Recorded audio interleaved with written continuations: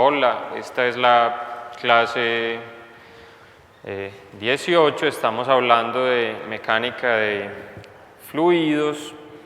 Estábamos hablando en la sesión anterior de la descripción del movimiento de los fluidos desde el punto de vista cinemático. Eso quiere decir, sin concentrar nuestra atención en las fuerzas que causan el movimiento de los fluidos, sino únicamente en la descripción del flujo como tal. Y estábamos diciendo que el campo de velocidad contiene una descripción muy amplia del movimiento de los fluidos. A partir del campo de velocidad se puede obtener mucha información sobre el movimiento de los fluidos, sobre el flujo.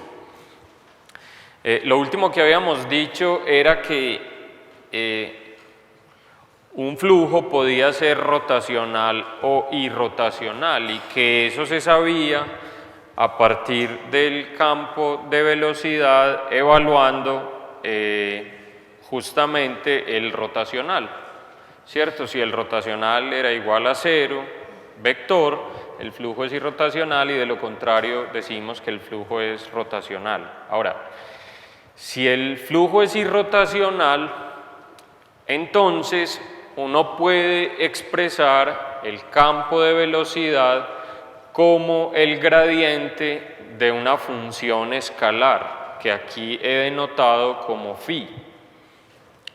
Esa función phi, repito, es escalar, puede ser en general una función del espacio y del tiempo y se llama la función potencial de velocidad. Esto es análogo a otros problemas de cálculo en los que ustedes tal vez han encontrado funciones potencial de campos irrotacionales, pero aquí digamos que cobra un sentido particular en términos de fluidos porque estamos hablando del campo de velocidad de un flujo y entonces estamos hablando de la función potencial de velocidad. Esa información también está en el campo de velocidad. Entonces vamos a resolver un ejemplo en el que evaluamos varias de las cosas que hemos dicho en términos de la cinemática de los fluidos. Supongamos que conocemos un campo de velocidad que es el que ven ustedes ahí. Lo primero que salta a la vista es que es bidimensional, solamente hay variaciones en X y en Y. Y nos preguntan si el flujo es rotacional o no. Luego nos preguntan que si existe, encontremos la función potencial de velocidad y nos piden también hallar el campo de aceleración. Entonces yo lo voy a esbozar, digamos, y ustedes lo van a hacer completamente, ¿cierto? Entonces, ¿qué necesitamos hacer para responder la parte A? Simplemente necesitamos evaluar el rotacional de la velocidad. Yo voy a traerme este campo para allí. Esta es la referencia que les recomendé, ahí les queda. Vamos a resolverlo acá. De este campo de velocidad vemos que la componente U del campo de velocidad es, lo voy a escribir así, 5x2 menos 5y2 y la componente B del campo de velocidad es menos 10xy. Para responder la parte A basta con evaluar el rotacional de ese campo, que lo podemos evaluar así, I, J, K, esto es nabla, ¿cierto? Pues lo que estoy poniendo arriba es nabla, D de X, D de Y, D de Z, y aquí tendríamos 5x2 menos 5y2 menos 10xy y 0, que es la componente en Z.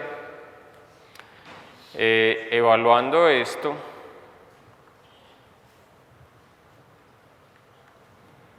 lo que tenemos es esta derivada es 0, esta derivada también es 0, entonces tengo 0 menos 0 en i menos esta derivada de x de 0 y de z con respecto a esto también es 0, entonces 0 menos 0 en j más, y la tercera parte es la derivada con respecto a x parcial de menos 10xy, o sea, menos 10y menos la derivada parcial con respecto a y de esta componente u, que sería menos 10y, ¿cierto?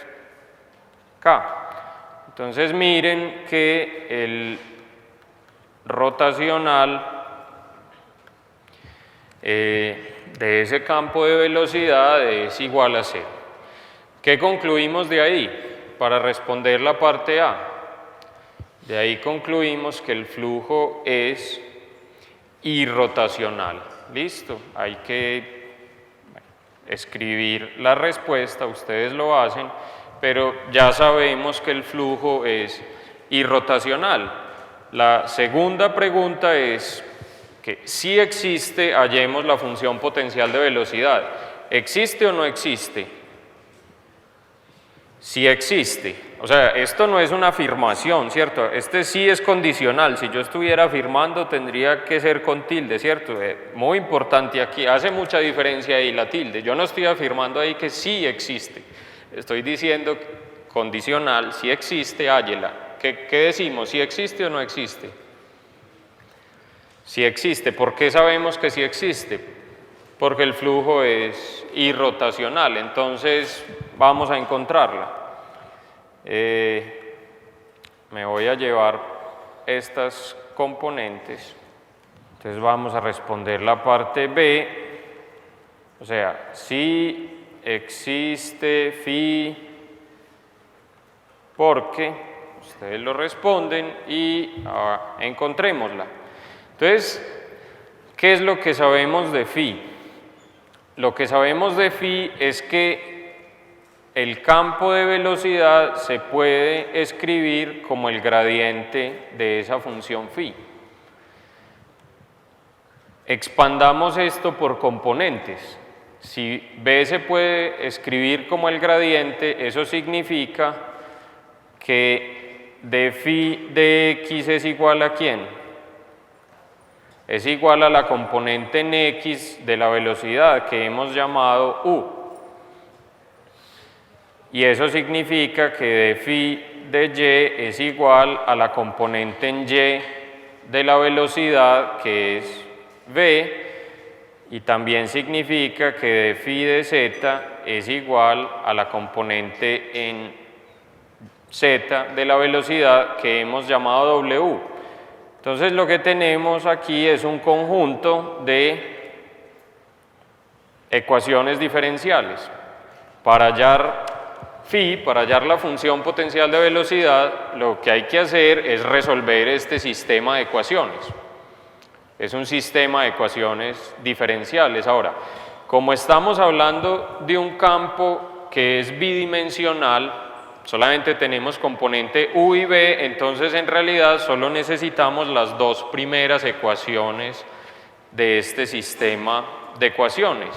Es decir, solo necesitamos decir que de phi de x es igual a u, la componente u, que es 5x2 menos 5, perdón, aquí me faltaba una y, 5y2, 5x2 menos 5y2, vamos a llamar a esta la ecuación A, y tenemos que de phi de y es igual a la componente b, que es menos 10xy. Vamos a llamar a esta la componente, perdón, la ecuación b.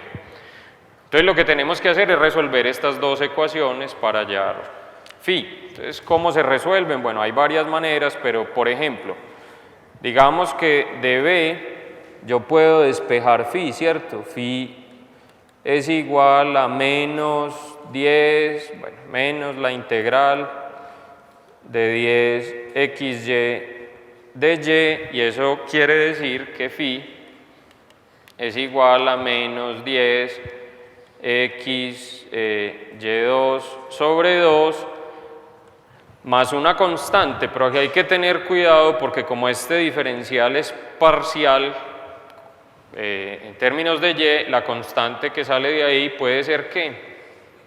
Puede ser en general una función de x, entonces voy a llamarla h de x.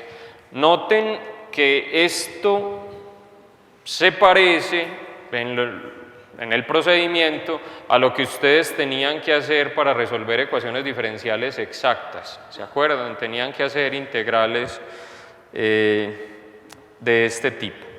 Entonces voy a llamar a esta ecuación la ecuación C. Lo que voy a hacer ahorita es de C derivar con respecto a x para igualar lo que obtenga con la ecuación A, ¿cierto? Entonces, de C yo puedo calcular d phi de x. Bueno, esto es un menos 5, entonces menos 5y2 menos 5y2, estoy derivando esta función con respecto a x más la derivada con respecto a x de h de x, que será dh de x, derivada total porque esa función es solamente función de x. Entonces, digamos que esta es la ecuación de, y aquí puedo, igualando a esta primera función donde tengo la derivada de phi con respecto a x, igualando a y d, porque ambas son iguales a d phi de x, lo que tengo es 5x2 menos 5y2, 5x2 menos 5y2 igual a este lado derecho de d, o sea, menos 5y2 más dh de x.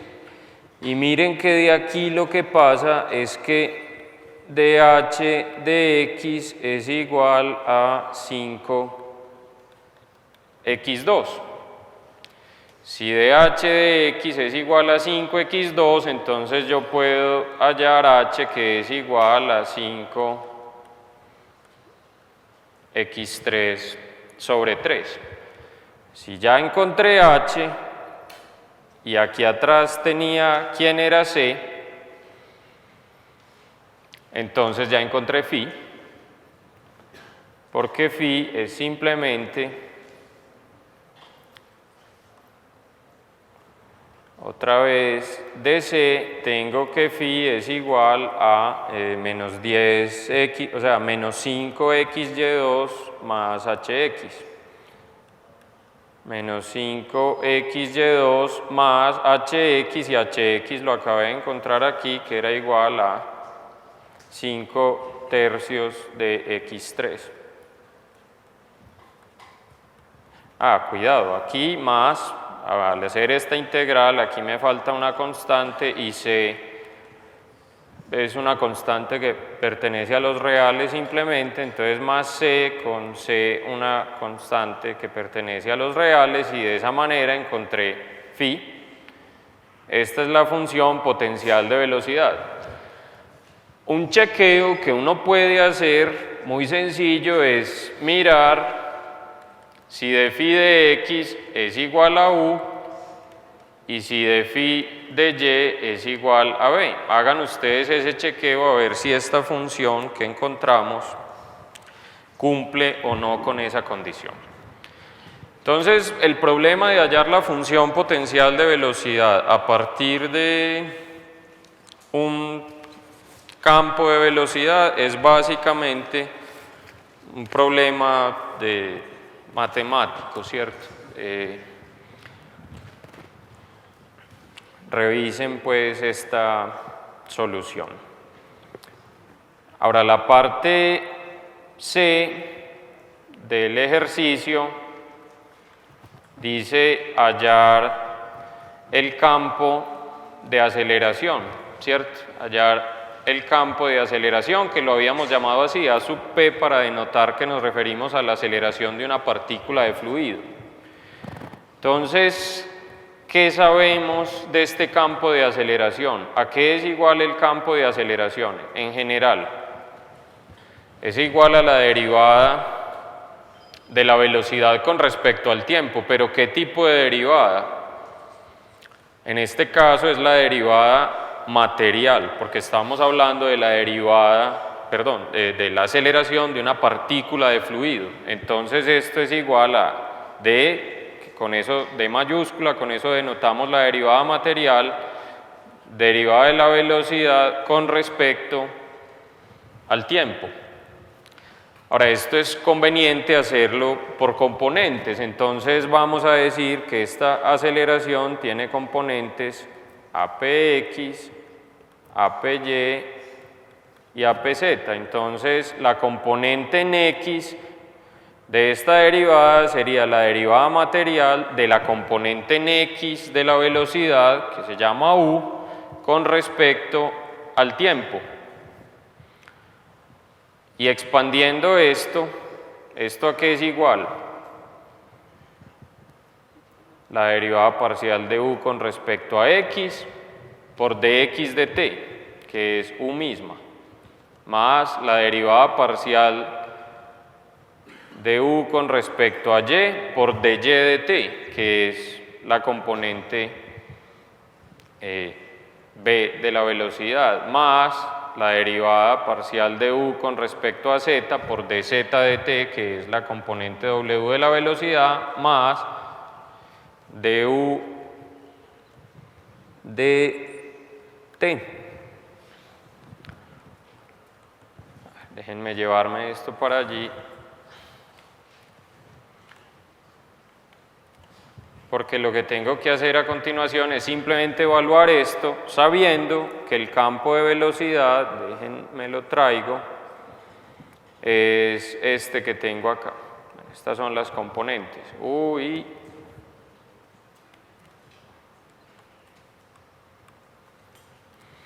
estas son las componentes que tengo en el campo de velocidad, entonces ya simplemente es evaluar. APX es igual, la derivada de U con respecto a X es 10X y U misma es 5X2 menos 5Y2 más la derivada parcial de U con respecto a Y sería menos 10Y. Y por B, que sería menos 10xy, y noten que las últimas dos derivadas son 0, porque U no es función ni del tiempo ni de z. Entonces, listo, ya encontré la componente en X de la aceleración, ya es cuestión de simplificar. Para hallar el campo de las velocidades, de la aceleración, perdón, lo que hace falta es encontrar las otras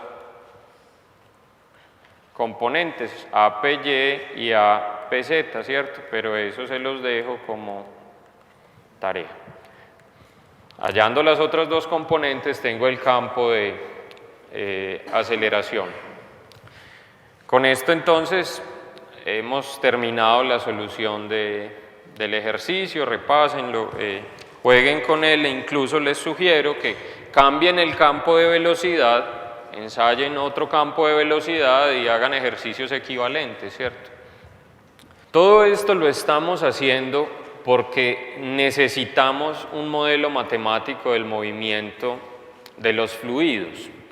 Necesitamos una representación matemática de eso para poder hacer cuentas, para hacer análisis cuantitativos del movimiento de los fluidos. Entonces, un modelo matemático nos permitiría hacer eso. Lo que vamos a hacer a continuación es buscar, digamos, cumplir este objetivo, tener ese modelo matemático. Eso es lo que queremos hacer en lo que sigue de la unidad, porque la clase siguiente también tiene que ver con el desarrollo de este modelo matemático. Ahora, para el desarrollo del modelo matemático del movimiento de los fluidos va a ser muy importante recordar algunas cosas de la primera unidad que tienen que ver con los principios de conservación. En la primera unidad nosotros dedujimos esta expresión que expresa el principio de conservación de la masa para un volumen de control cualquiera, ¿cierto? Recuerden que en esta expresión ρ es la densidad y v es el campo de velocidad. Esta expresión, repito entonces, contiene, digamos, expresa el principio de conservación de la masa. Entonces, les pregunto, ¿cuándo se debe cumplir esa ecuación 1? Se debe cumplir para cualquier volumen de control. Si yo estoy analizando un volumen de control en un fluido, entonces esta expresión se tiene que cumplir. Es un principio general. Eso es lo primero. Ahora, ¿qué pasaría si la divergencia de la velocidad fuera cero? O sea, si la divergencia del campo vectorial de la velocidad es igual a cero. ¿Qué pasa de acuerdo con la expresión anterior? Si la divergencia de la velocidad es cero, por el principio de conservación de la masa, eso implica que esta derivada tiene que ser cero. O sea, si la divergencia de la velocidad es cero, entonces esto tiene que cumplirse, pues tiene que darse esto por el principio de conservación de la masa. ¿Y qué significa que d ρ de t sea cero? ¿Qué es ρ? ρ es la densidad del fluido. Si esa derivada es cero, quiere decir que la densidad del fluido se mantiene constante, que la densidad del fluido no está cambiando. Cuando eso pasa, decimos que el fluido es incompresible. O sea, decir que el fluido es incompresible es decir que la densidad del fluido se mantiene constante, que esta derivada es cero y que la divergencia o el divergente del campo de velocidad también es igual a cero, ¿cierto? Entonces vamos a decir que si ese divergente de la velocidad es cero, el fluido es incompresible, o mejor, se comporta como incompresible, porque poniendo, por ejemplo, el aire, el fluido aire, puede pasar que en algún problema específico el aire se comporte como un fluido incompresible. O sea, hay problemas en los que el aire se puede tratar como un fluido incompresible y hay otros en los que no, ¿cierto? Entonces, en sí mismo no es que el aire sea o no sea compresible o incompresible, sino que eso también depende del problema que uno esté analizando. ¿Listo? Eso también depende del problema que uno esté analizando. Por ejemplo, cuando uno está estudiando flujos de agua líquida, casi que en todos los casos el comportamiento es el de un fluido incompresible, entonces el divergente del campo de velocidad de ese flujo de agua líquida va a ser igual a cero, y eso significa que la densidad se mantiene constante. Estrictamente, la densidad de un fluido siempre se mantiene constante. No, ustedes saben, por ejemplo, que la densidad de un fluido puede cambiar con cambios de temperatura, ¿cierto? Ahora, hay problemas en donde los cambios de temperatura son relativamente pequeños y la influencia de esos cambios sobre la densidad es tan pequeña que se puede despreciar, y entonces uno puede asumir que la densidad se está manteniendo constante, ¿cierto? Y entonces puede asumir que el fluido es incompresible. Bueno, entonces el campo de velocidad también contiene información acerca de si el fluido es o no incompresible, o se comporta o no como un fluido incompresible. Entonces, vamos, hasta aquí lo que hemos visto es que conociendo el campo de velocidad uno conoce mucha información sobre un flujo. Se puede obtener mucha información sobre un flujo a partir del campo de velocidad. Por eso dijimos que ese era como nuestro descriptor fundamental desde el punto de vista cinemático, ¿cierto? A partir del campo de velocidad se puede saber mucho acerca de el flujo y del movimiento de un fluido. Vamos a pasar ahora de la cinemática a la dinámica. Vamos entonces a empezar a considerar fuerzas involucradas en el movimiento de los fluidos. Les recuerdo que el objetivo que tenemos en mente va a ser obtener un modelo matemático del movimiento de los fluidos, un modelo matemático que nos permita hacer cuentas acerca del movimiento de los fluidos. Cuentas como cuáles, solo por mencionar algunos ejemplos, cuentas como la fuerza que el agua retenida por una presa ejerce sobre la presa misma, cuentas como la fuerza que ejerce el agua moviéndose por un río sobre las paredes del río, fuerzas como o cuentas como las fuerzas que ocasiona sobre una tubería el agua que fluye por una tubería. Imagínense, por ejemplo, este problema. Piensen qué le pasa a un bombero que tiene una manguera de esas grandotas que usan los bomberos y se abre la llave, y qué pasa si el bombero suelta la manguera. La manguera empieza a moverse de forma errática y hasta peligrosa, ¿cierto? A mí una vez me pasó eso. Pues no, a mí no se me soltó la manguera, se le soltó a un bombero que estaba cerca de mí y fue muy peligroso, ¿cierto? Y nos mojó a todos. Ese movimiento de la manguera se debe a las fuerzas que el flujo de agua por la manguera está ejerciendo, ¿cierto? El movimiento no se daría si no hubiera fuerzas. Eso mismo pasa cuando se diseñan, por ejemplo, esas tuberías gigantes de acueductos grandes. Esas tuberías hay que anclarlas, porque si no pasaría lo mismo que pasa con la manguera de bombero. Y esos anclajes dependen pues el diseño de esos anclajes depende de las fuerzas que el flujo está ocasionando, y entonces esas fuerzas hay que calcularlas. Y para calcular esas fuerzas necesitamos un modelo matemático del movimiento de los fluidos. ¿Listo? Y así, en cualquier problema como los que mencionamos en casos anteriores, en los que haya un fluido moviéndose, nosotros como ingenieros necesitamos hacer cuentas.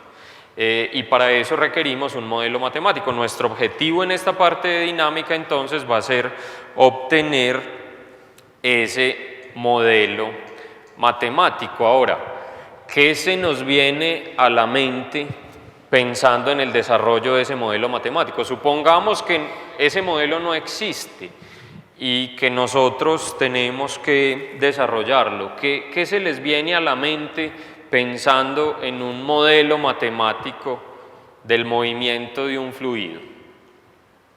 ¿Qué nombre de persona, por ejemplo, se les viene a la mente? ¿Qué principio general?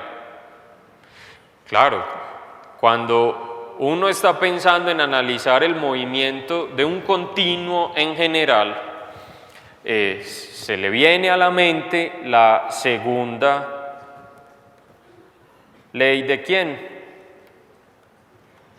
De Newton. Este es un principio general que repasamos en la primera unidad y que aplica de manera muy importante cuando uno quiere analizar el movimiento de un continuo en general, en este caso de un fluido en particular. Ahora, ¿qué cantidad física, qué propiedad física se viene a nuestra memoria o a nuestra mente?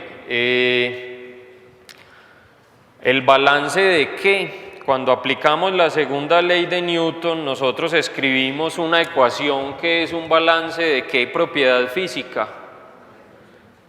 Balance de momentum, puede ser lineal o angular, depende cómo sea el movimiento, pero vamos a hablar aquí de momentum lineal. Entonces esa va a ser una propiedad física muy importante. Y si uno está pensando en la segunda ley de Newton,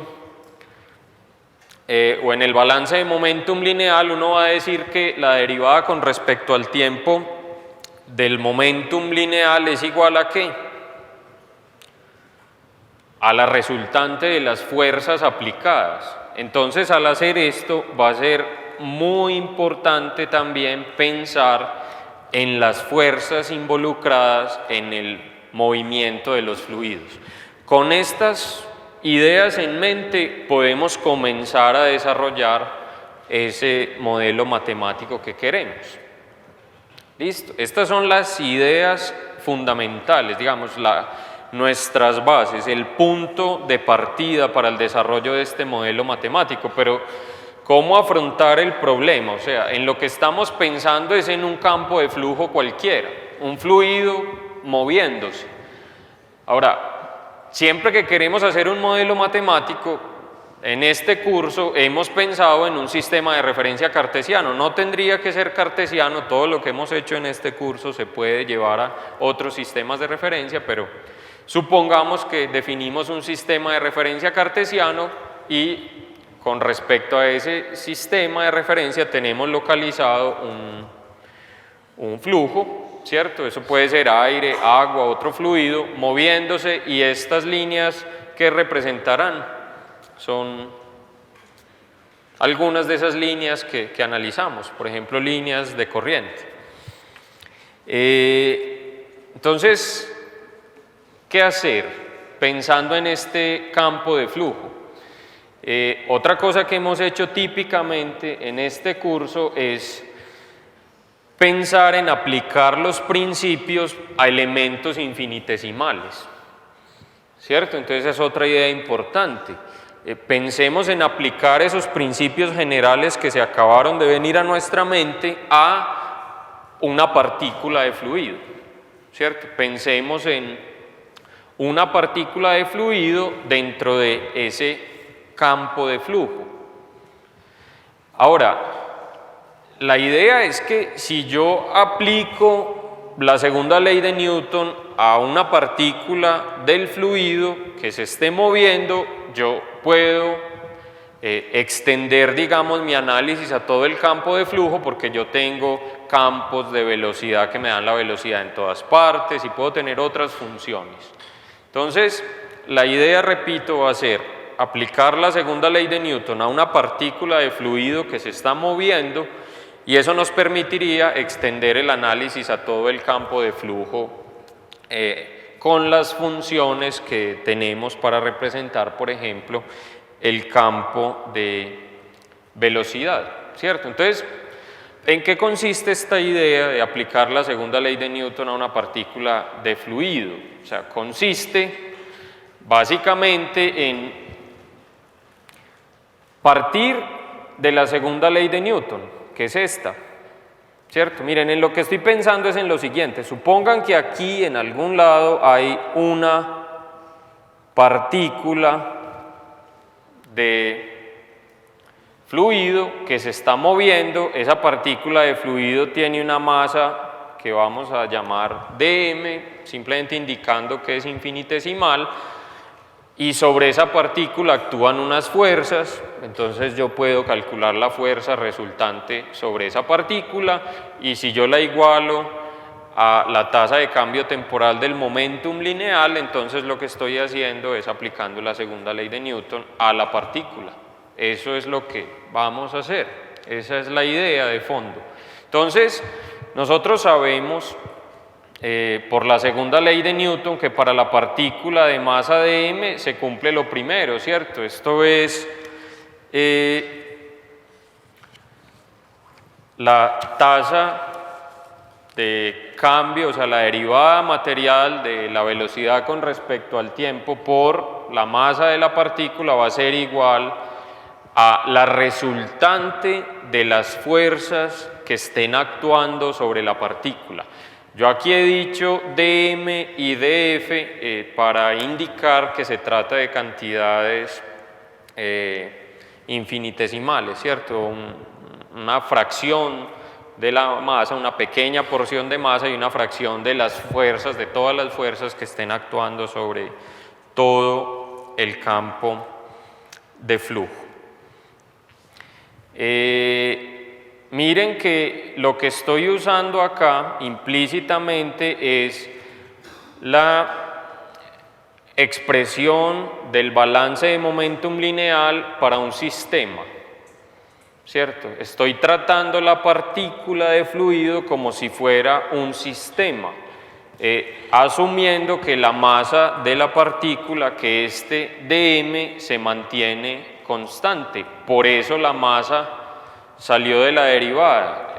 Recuerden que en la primera unidad lo que nosotros habíamos escrito era algo como esto, como que la tasa de cambio con respecto al tiempo del momentum lineal en un sistema era igual a una fuerza resultante. Esto fue lo que escribimos en la primera unidad, y que este P es el producto de la masa por la velocidad, o sea que esto es de mv dt en un sistema igual a la fuerza resultante. Ahora, si la masa es constante, entonces esto se convierte en mdv dt en el sistema igual a F, y esta sería la masa de todo el sistema. Ahora, yo aquí estoy pensando es en una partícula de fluido, entonces la masa de esa partícula de fluido es de m, la velocidad de la partícula hemos dicho que se calcula es como la derivada material, ¿cierto? Porque estoy hablando de la aceleración de una partícula, entonces por eso dv dt. Voy a dejar de decir sistema porque aquí ya está implícito que estoy hablando de una partícula, y esto es igual a la fuerza actuando sobre la partícula, y como estoy hablando de, digamos, cantidades infinitesimales, lo escribí así. Entonces, esto es, digamos, el balance de momentum lineal llevado a la partícula de fluido. Ese va a ser nuestro punto de partida, y eso es lo que tengo escrito aquí arriba como ecuación 2. Ahora, yo puedo expandir esta derivada material si quiero, pero aquí lo quiero solo mostrar de m. Esta es, digamos, la expansión de la derivada material igual a la fuerza resultante. Pero la pregunta en la que quiero que nos concentremos es en esta que está indicada abajo. ¿Cuánto es la fuerza resultante? Esa es una pregunta importante. ¿Cuánto es la fuerza resultante que actúa sobre una partícula de fluido en movimiento?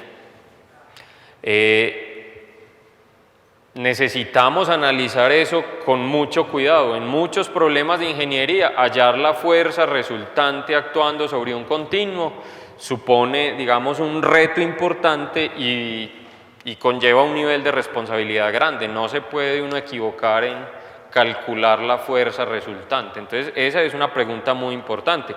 A veces uno, cuando está estudiando, se acostumbra un poco a que la fuerza es un dato dado, ¿cierto? El problema da las fuerzas. Resulta que en la vida, digamos, profesional, eso no es un dato dado.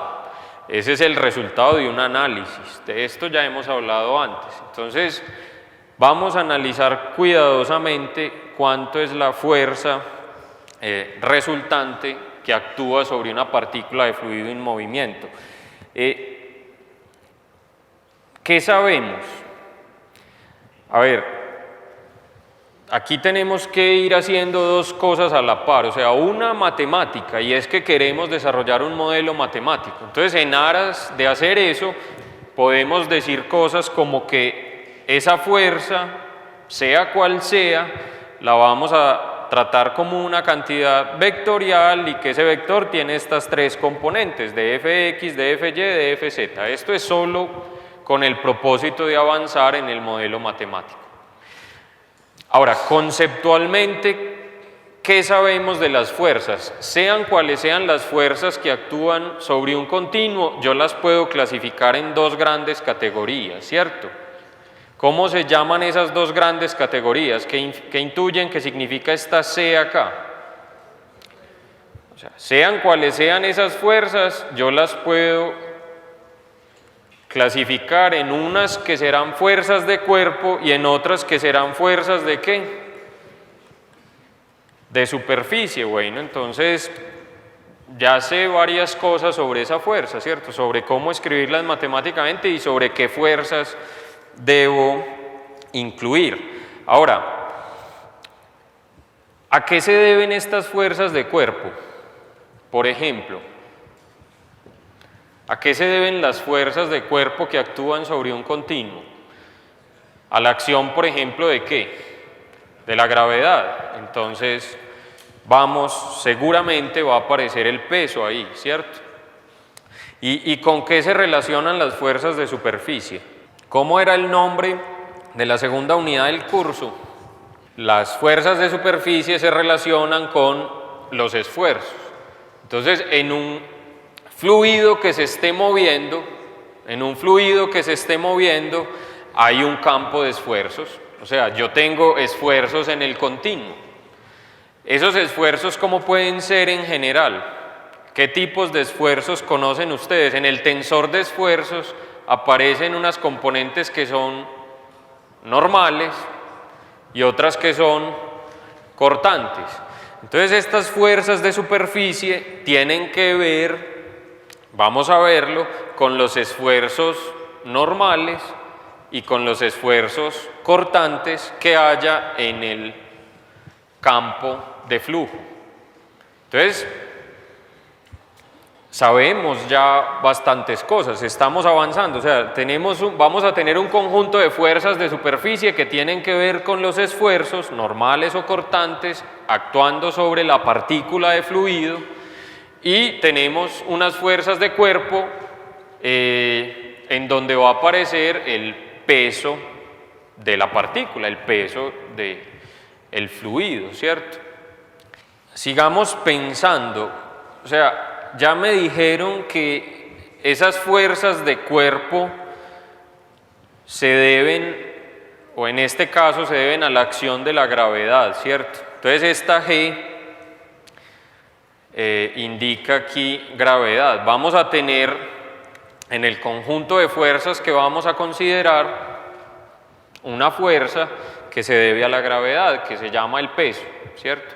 El peso de los fluidos es muy importante en su movimiento, ¿cierto? El peso de los fluidos es muy importante. El agua líquida, por ejemplo, es muy pesada, muy pesada. ¿Por qué los tanques de agua en las fincas los hacen por allá arriba?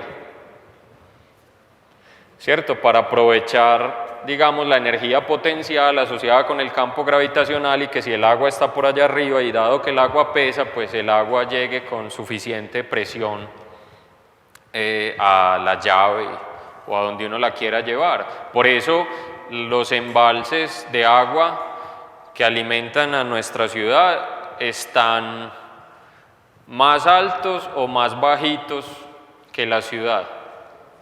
Pues dado que tenemos montañas, escogimos hacerlos por allá arriba para aprovechar eso, ¿cierto? Para aprovechar que por el peso del agua tenemos una energía potencial que va a influir sobre el movimiento del agua. Entonces el agua viaja por esas tuberías bajo la acción, por ejemplo, de la gravedad.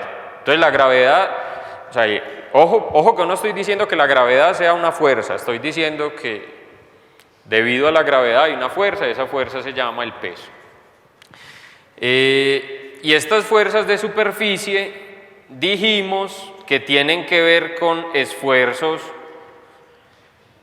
de dos tipos: esfuerzos que son normales y esfuerzos que pueden ser cortantes. A eso se refieren estos dos términos. Pero resulta que en los fluidos los esfuerzos normales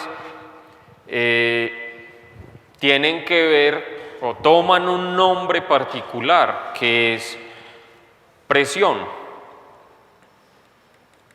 Entonces, por eso está P, ¿cierto? La presión se refiere a esfuerzos normales. No confundir presión con compresión. Cuando decíamos compresión nos referíamos al sentido de un vector. Cuando decimos acá presión nos referimos a esfuerzos normales. En los fluidos la presión es muy importante, ¿cierto? Los buzos saben eso muy bien, ¿cierto? Por eso le pueden doler a uno los oídos cuando se eleva mucho en la atmósfera, por ejemplo en un avión o en un globo o en algo, por cambios en la presión en el fluido, en el aire, o por eso también se sienten, digamos, las diferencias de presión si uno se sumerge en el mar, ¿cierto? Hasta una profundidad muy alta se siente la presión en los fluidos es muy importante. Y la presión es un esfuerzo normal. Entonces sobre la partícula hay presiones, sobre las caras de esa partícula que estamos analizando hay esfuerzos normales que son presiones. Y también puede haber esfuerzos cortantes. Eso es lo que estamos denotando con este tercer término. Ahora, esos esfuerzos cortantes en los fluidos tienen que ver con una propiedad muy importante de los fluidos que se llama la viscosidad. La viscosidad no es un esfuerzo. De viscosidad vamos a hablar un poco más en la clase siguiente. La viscosidad no es un esfuerzo, es una propiedad de los fluidos que estamos aquí denotando por la letra mu griega. Cuidado con ir a confundir esta mu, la voy a tratar de hacer aquí con una rayita bien larga, con u, la componente del campo de velocidad. Esta es mu, la letra griega, y entonces vamos a tener unas fuerzas de superficie asociados con unos esfuerzos cortantes que se deben a la viscosidad de los fluidos. Listo, entonces en síntesis, ¿a qué le atribuimos las fuerzas que causan el movimiento de un fluido? Se las vamos a atribuir a tres cosas, ¿cierto? A la gravedad, que causa el peso y es una fuerza de cuerpo, a esfuerzos normales que, bueno, puede haber un campo de esfuerzos en el fluido, esos esfuerzos normales los vamos a llamar presión, y a esfuerzos cortantes que se deben a la viscosidad, a esa propiedad de los fluidos, y tanto esfuerzos normales como cortantes dan lugar a fuerzas de superficies. Entonces, esas son las fuerzas que debo tener en cuenta en la segunda ley de Newton para desarrollar el modelo matemático que queremos. Ahora, nos podemos hacer esta pregunta: ¿será que podemos suponer que el fluido es incompresible? ¿Qué significa que el fluido sea incompresible?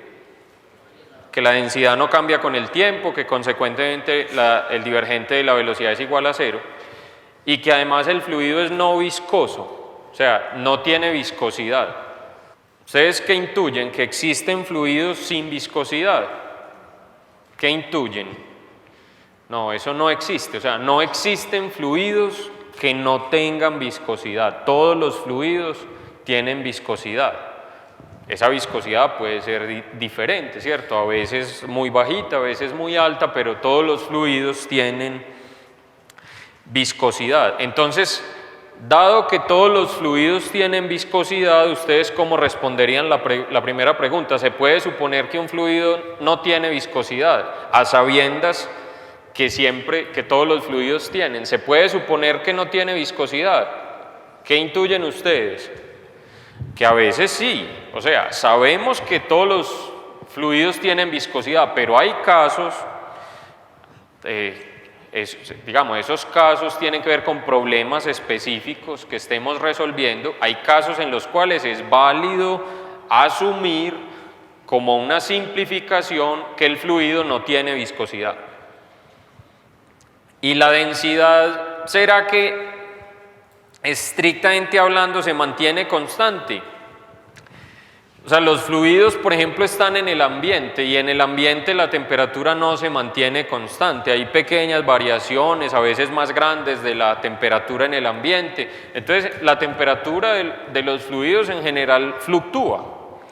Y si la viscosidad depende de la temperatura, entonces, por allá en alguna medida, si la densidad depende de la temperatura, por allá en alguna medida la densidad también tiene que estar cambiando. Pero otra vez, a veces esas fluctuaciones de temperatura y de densidad son tan pequeñas que para un problema práctico pueden ser despreciables. Entonces, bajo esas consideraciones, en algunos casos es válido suponer que el fluido es incompresible y no viscoso. Si uno hace eso, lo que está suponiendo es que el fluido es ideal. O sea, vamos a decir que suponemos que el fluido es un fluido ideal. No existe un fluido ideal, pero en algunos casos, repito, los fluidos se comportan aproximadamente con un nivel de precisión suficiente para los problemas que necesitamos resolver como un fluido ideal. Ahora, ¿para qué hacer esa suposición cuando sea válida? Porque eso simplifica enormemente los cálculos. El modelo matemático se simplifica mucho bajo la suposición de fluido ideal. Si yo puedo suponer que el fluido es ideal, la aplicación de la segunda ley de Newton nos va al movimiento de una partícula de fluido, al movimiento de un fluido en general, nos conduce a unas ecuaciones de movimiento que se conocen como las ecuaciones de Euler. ¿Listo? Entonces, esas ecuaciones van a ser nuestro modelo matemático bajo esos supuestos. Si esos supuestos no son válidos, estas ecuaciones no se pueden aplicar. Este modelo matemático no sería válido. Entonces vamos a obtener el modelo matemático bajo este supuesto. O sea, vamos a suponer que el fluido es ideal, incompresible y no viscoso, como si no tuviera viscosidad. En otras palabras, lo que vamos a hacer es deducir las ecuaciones de Euler y ya sabemos que nuestro punto de partida va a ser la segunda ley de Newton. Entonces, volvamos a lo que estábamos pensando hace un momento. Tenemos un campo de flujo cualquiera, localizado con respecto a un sistema de referencia. Tenemos un campo de velocidad, ¿cierto? Expresado así por componentes. Esta es la que yo digo, no vayamos a confundir esta U con la mu de la viscosidad que va a aparecer más adelante. Además del campo de velocidad, aquí también tenemos un campo de presión, o sea, tenemos una función que en este caso es escalar, que puede ser función del espacio y del tiempo, que nos dice cuánto es la presión en cualquier punto de ese espacio y cualquier instante de tiempo. Entonces, vamos a usar fundamentalmente el campo de velocidad y ese campo escalar de la presión. Listo, eso tenemos. Entonces, vamos a analizar lo que pasa aquí, en una partícula de fluido. Entonces aquí hice como un zoom y aquí tengo la partícula más grande porque voy a empezar a analizar lo que sucede en esta partícula, ¿cierto? Lo que sucede acá. Ya dijimos que nuestro punto de partida es la segunda ley de Newton, aquí la tenemos, y que un problema importante es analizar, o consiste en analizar, qué fuerzas incluir acá, cuál es la fuerza resultante. Entonces, ¿qué fuerzas vamos a incluir? Fuerzas debidas a la gravedad. ¿Qué responden ustedes? ¿Sí o no? Entonces, fuerzas debidas a la gravedad, sí vamos a incluir. El peso. Vamos a incluir fuerzas debidas a la presión, debidas a esfuerzos normales. ¿Qué intuyen ustedes? Vamos a incluir fuerzas debidas a la presión. Vamos a incluir fuerzas debidas a la viscosidad. ¿Qué intuyen ustedes? Por ahí escuché que no. ¿Por qué no? ¿Por qué no si ya dijimos que en los fluidos la viscosidad causa esfuerzos cortantes y esos esfuerzos cortantes están asociados con fuerzas de superficie que son importantes en el movimiento de los fluidos? ¿Por qué dicen que no? Dicen que porque es ideal, y si es ideal, ¿qué pasa? No es viscoso. Si no es viscoso, la viscosidad pues no tiene ningún efecto, es decir, no va a haber esfuerzos cortantes. No va a haber esfuerzos cortantes, eso es lo que estamos despreciando, ¿cierto? Entonces no. Aquí está, digamos, la simplificación importante, o sea, en esta suma de fuerzas vamos a incluir solamente las fuerzas debidas a la gravedad, solamente las fuerzas debidas a la presión y vamos a despreciar las fuerzas debidas a la viscosidad. Supongan, por ejemplo, que estuviéramos haciendo una suma de fuerzas y tuviera algo como esto, o sea, que dF, bueno, voy a hacerlo en términos de magnitudes, voy a decir que dF es igual a dF debido a la gravedad, estos son magnitudes, más dF debido a la presión, más dF debido a la viscosidad, y que haga unos cálculos y esto me da como del orden de 10 a la 3 unidades de fuerza. O sea, esto pueden ser miles, 1000, 2000, 1500, o sea, del orden de 10 a la 3, más algo que es del orden de 10 a la 3 también. O sea, las fuerzas debidas a la presión también son miles de, por ejemplo, newtons o una unidad de fuerza. Más, y que las fuerzas debidas a la viscosidad son del orden de 10 a la menos 3, por la viscosidad bajita del fluido y por las condiciones en las que está. Entonces,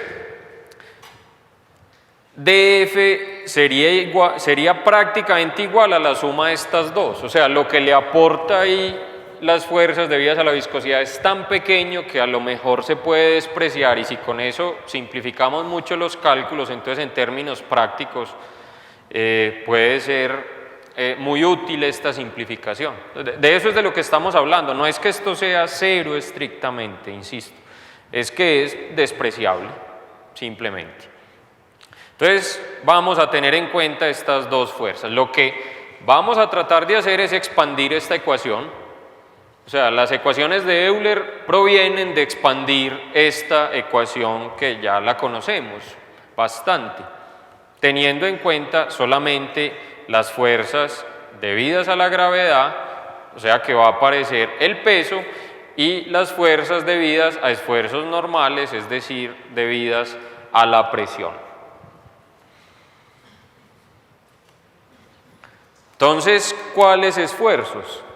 Necesito dibujar aquí los esfuerzos normales, usando todas esas cosas que ustedes saben, como por ejemplo la hipótesis fundamental del continuo, el supuesto fundamental, la ley del paso. O sea, lo que vamos a considerar acá es que en el centroide de la partícula, por aquí en el centroide, yo tengo P, o sea, P es P de X, Y, Z, bueno, y esto y del tiempo, pero yo estoy mirando la partícula en un instante de tiempo en particular, estoy en un instante de tiempo. Entonces, si en el centroide es P, tengo un valor de P, lo voy a borrar para no generar confusión.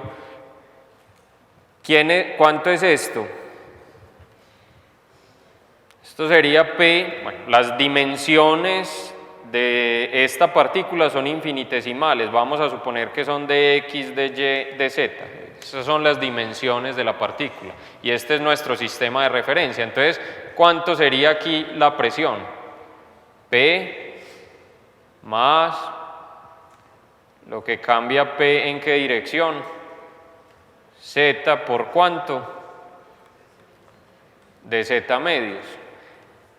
Y aquí abajo, ¿cuánto sería?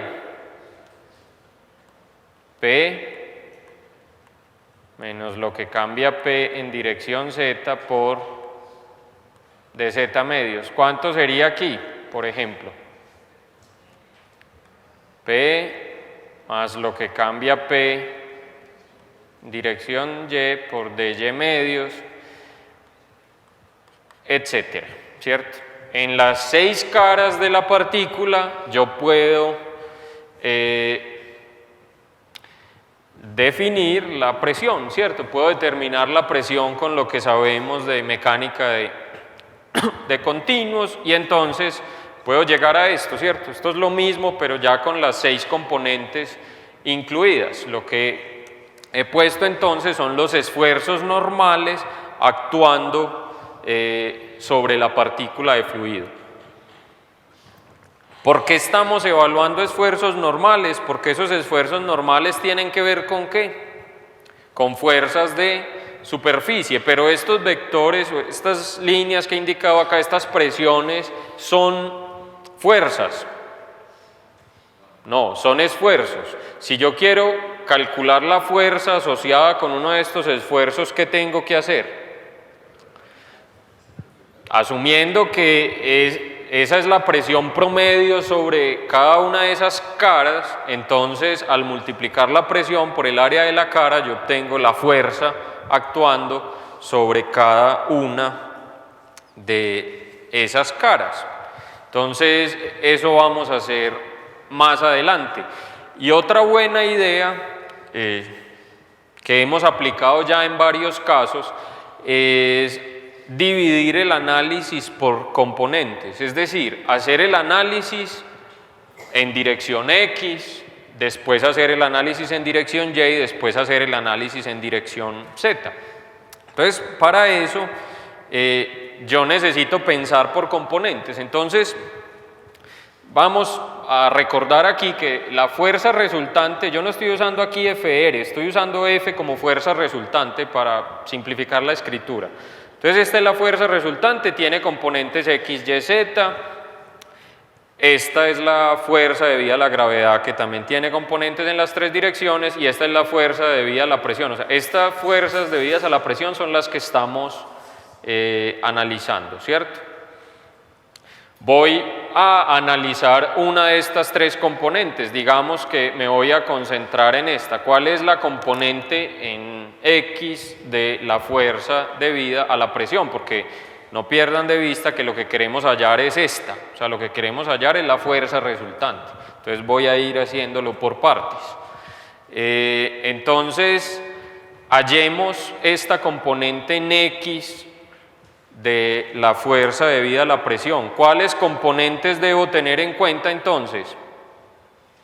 Voy a tener en cuenta solamente esta y esta, que son las componentes en dirección X, ¿cierto? Las que encerré ahí en azul. Y hagamos la suma de fuerzas. Entonces va a ser esta por el área positiva menos esta multiplicada por el área negativa, ¿cierto? Es decir, dpx va a ser igual a, P menos dp de x por dx medios, o sea, P menos dp de x por dx medios. Esto es, ¿qué unidades tiene esto? Esfuerzo. Lo debo multiplicar por el área de la cara sobre la que actúa, que es dy de z, ¿cierto? Entonces por dy de z, y esta fuerza es positiva, actúa en la dirección positiva del eje x. Menos, esta fuerza es negativa, está en el sentido negativo del eje x, entonces menos esfuerzo, que va a ser este, P más dpx por dx medios, dx por dx medios, por el área de la cara sobre la que actúa, que es dy de z. Miren, por ejemplo, que este término se va con este, ¿cierto? Y este medio se suma con este medio, entonces lo que va a quedar acá es menos dp de x por dx de y de z. O sea, esta es la componente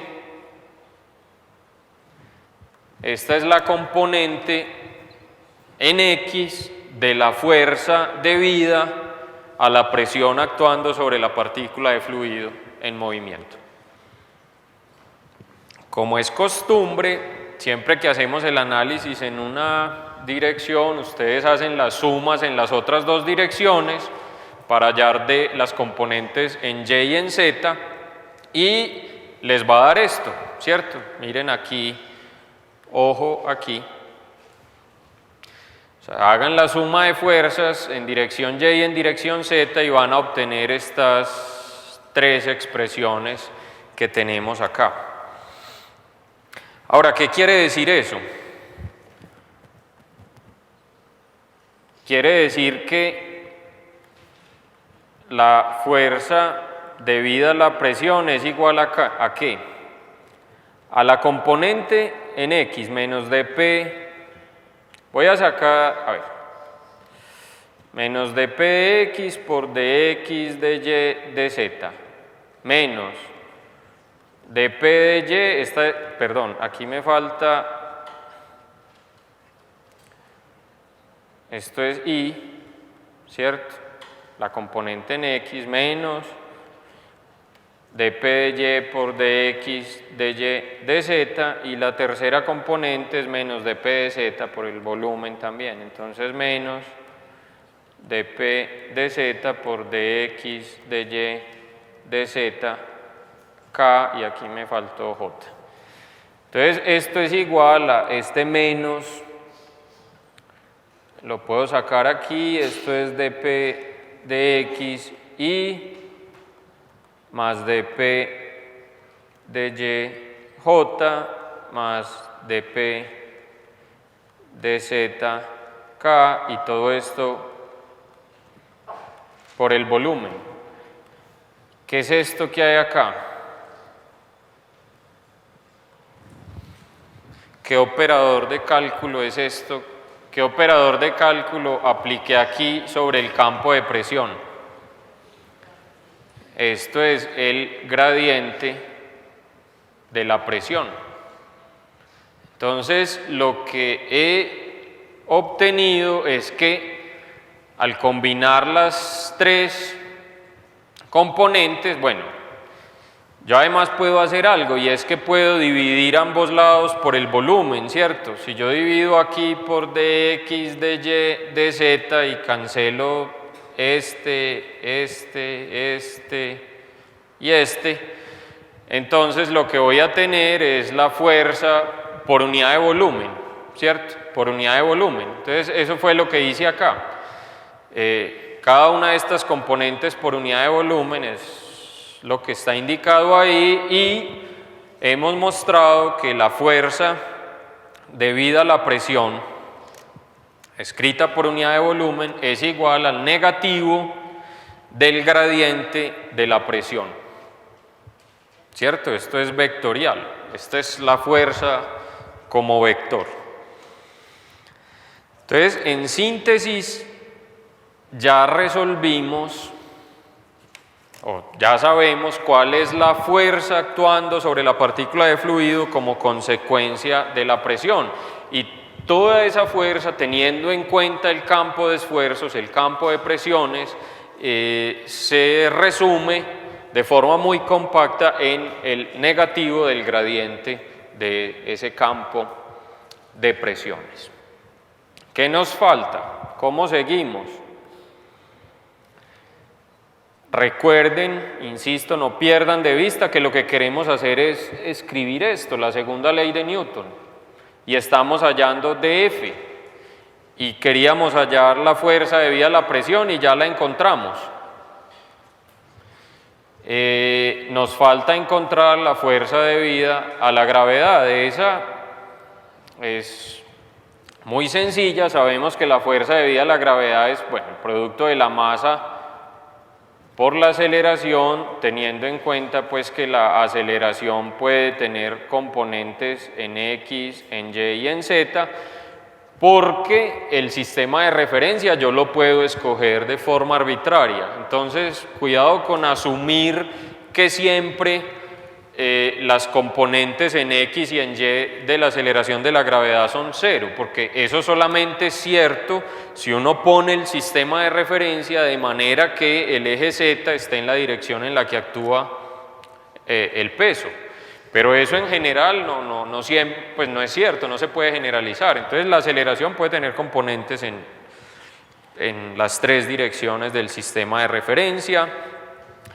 Y si yo escribo esto por unidad de volumen, o sea, si yo escribo dFg sobre el volumen, ¿cierto? Aquí dB es dx de y de z, entonces lo que voy a obtener es F minúscula, ¿cierto?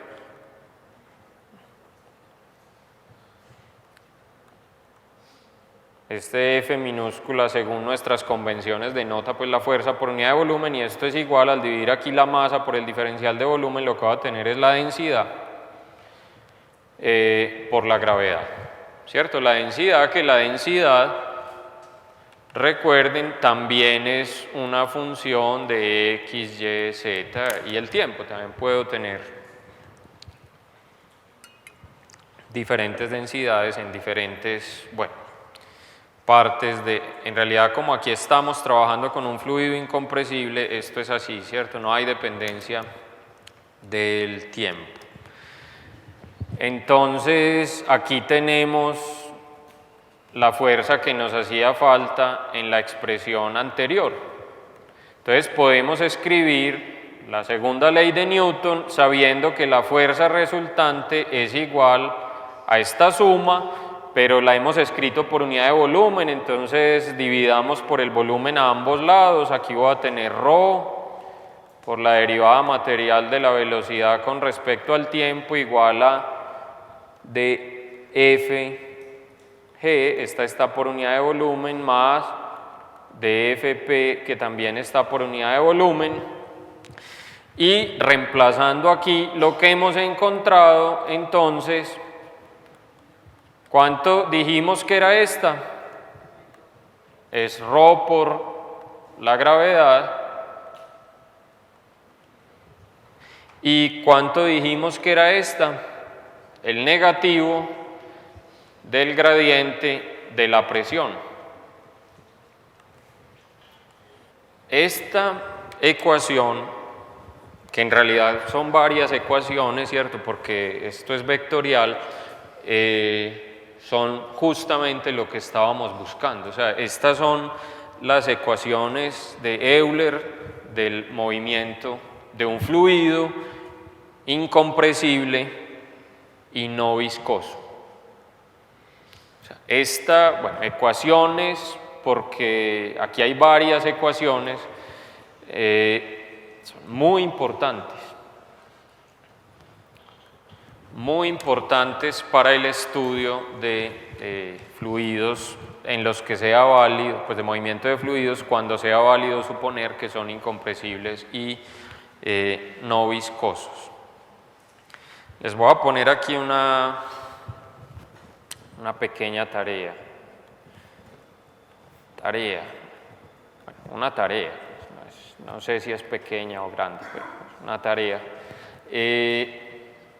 Que es considerar lo siguiente: si escogemos el sistema de referencia, o sea, si escogemos un sistema de referencia tal que la aceleración de la gravedad sea así, es decir, un sistema de referencia en el que el eje Z coincida con la dirección en la que actúa el peso, la ecuación anterior, ¿cierto? O sea, anterior se convierte en lo siguiente.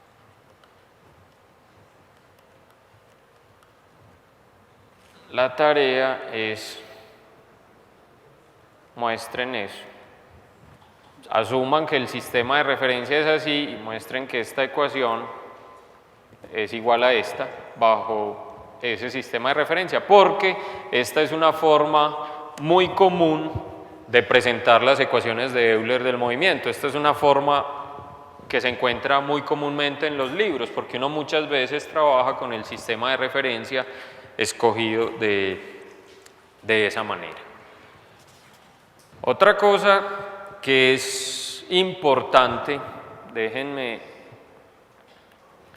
explicarlo un poco acá. Otra cosa que queremos hacer con esta ecuación, por ejemplo en las aplicaciones, en los ejercicios prácticos, es muy común que haya que hacer esto. Ustedes estudiarán aplicaciones de esta ecuación a problemas específicos de ingeniería en su materia de mecánica de fluidos. La materia de mecánica de fluidos está mucho más concentrada en aplicaciones de ecuaciones como esta. Entonces allá verán diversas aplicaciones de esta ecuación. Aquí nos queremos concentrar es en el fundamento de la ecuación, en de dónde sale, en qué se basa y cómo se llega a la ecuación. Entonces, una cosa que sí es importante acá es que podamos escribir esta ecuación por componentes. Escribirla por componentes, o sea, expandirla. Eso es muy importante para resolver ejercicios prácticos. O sea, dado, por ejemplo, un campo de velocidad, este sería como un modelo de ejercicio, o sea, dado, por ejemplo, un campo de velocidad, esto conocido, dado un campo de velocidad, hallar, por ejemplo, esto, de la ecuación anterior. ¿Cómo se hace eso? Hay que expandir la ecuación, hay que expandirla por componentes.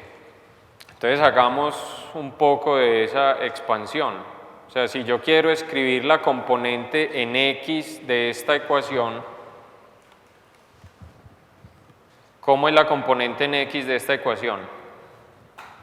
Rho, aquí hay una componente en X que es Gx menos, ¿cuál es la componente en X del gradiente?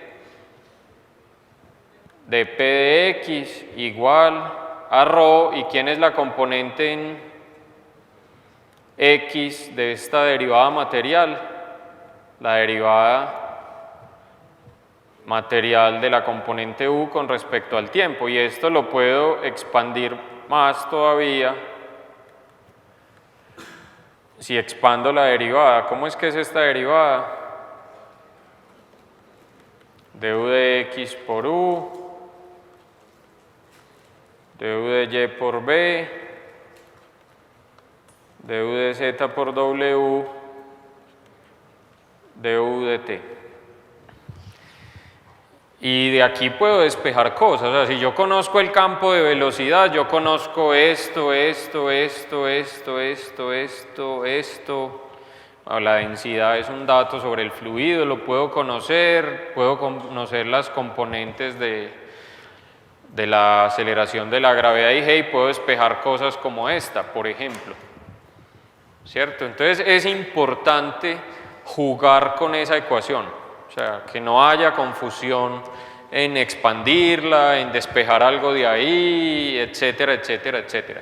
Entonces, si la expanden por componentes, ustedes llegan a estas, que las van a encontrar también por ahí, como las componentes, o sea, las ecuaciones de Euler, que son la ecuación que acabamos de escribir, vectorial, pero escrita por componentes. Y este resulta que es el modelo matemático que estábamos buscando. O sea, nosotros queríamos un modelo matemático que nos sirviera para hacer cuentas, ¿cierto? Para modelar matemáticamente el movimiento de un fluido, bajo dos suposiciones fundamentales, y es que el fluido es incompresible y que no tiene viscosidad. Llegamos a un modelo matemático que está basado ¿en qué? En la segunda ley de Newton. Finalmente esta ecuación es una forma de plasmar la segunda ley de Newton, en el cual hicimos un análisis cuidadoso para estimar ¿qué? ¿En dónde invertimos casi toda nuestra energía hoy? En estimar la fuerza resultante. Y haciendo nuestro análisis,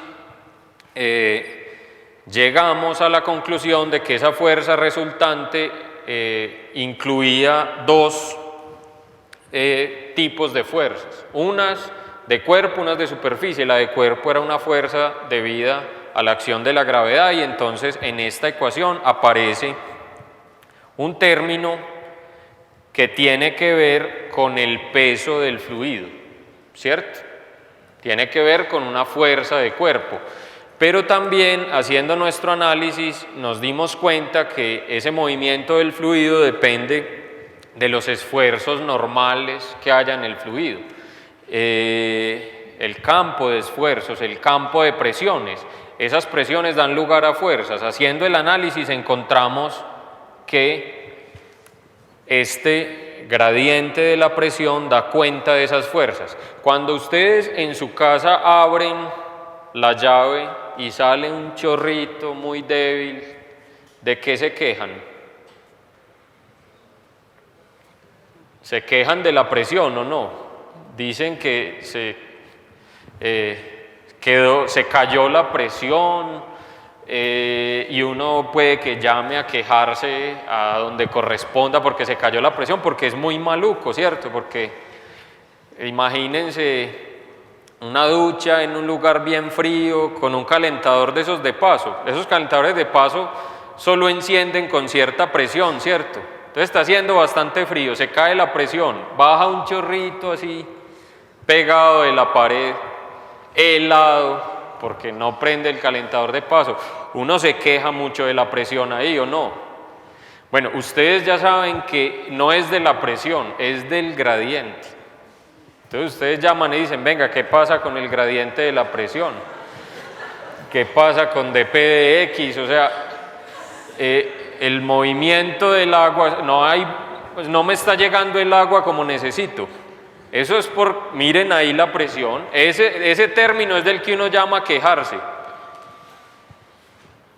Cuando el fluido no le está llegando como quiere, es muy importante. Entonces, en la vida real, ¿a ustedes les parece importante la presión, por ejemplo, del agua en la tubería?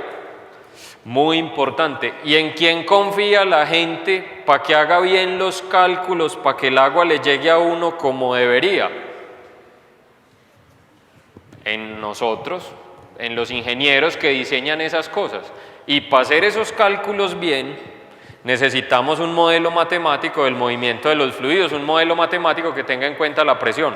Este modelo matemático, en particular, se utiliza ampliamente en el diseño de acueductos. Esta ecuación.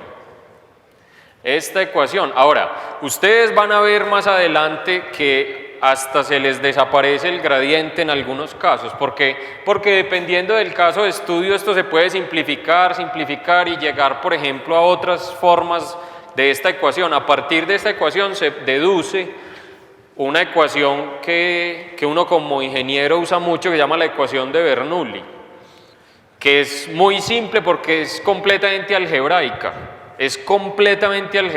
No hay que hacer una derivada, no hay que aplicar un gradiente, nada. Pero esa ecuación de Bernoulli proviene de este modelo matemático. O sea, de aquí sale la ecuación de Bernoulli. Entonces, las aplicaciones de esto son incontables.